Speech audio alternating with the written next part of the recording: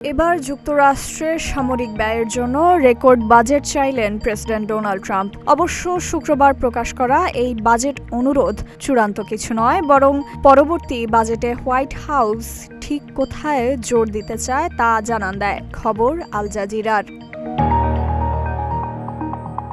নতুন বাজেট প্রস্তাবে আগামী বছর সামরিক খাতে প্রায় $1.5 ট্রিলিয়ন বা $1.5 ট্রিলিয়ন ব্যয়ের পরিকল্পনা করা হয়েছে, যা গত বছরের তুলনায় প্রায় 40% বেশি। হোয়াইট হাউস বলছে, এই বাজেটের মূল লক্ষ্য যুক্তরাষ্ট্রের সামরিক সক্ষমতা আধুনিক করা এবং ভবিষ্যতের সম্ভাব্য সংঘাত মোকাবিলায় প্রস্তুত থাকা। প্রেসিডেন্ট ট্রাম্পের ভাষায়, শক্তিশালী সামরিক বাহিনী শান্তি বজায় রাখার সবচেয়ে কার্যকর উপায়।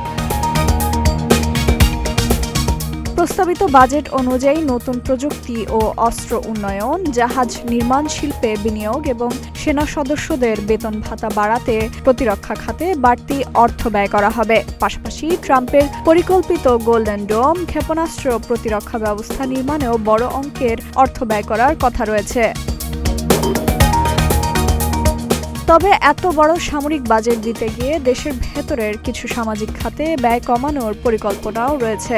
বাজেট প্রস্তাবে প্রায় $73 বিলিয়ন কমানোর কথা বলা হয়েছে বিভিন্ন অভ্যন্তরীণ কর্মসূচিতে। এর মধ্যে রয়েছে জলবায়ু পরিবর্তন মোকাবিলা, নবায়নযোগ্য জ্বালানি, শিক্ষা, স্বাস্থ্যসেবা এবং শরণার্থী সহায়তা কর্মসূচি।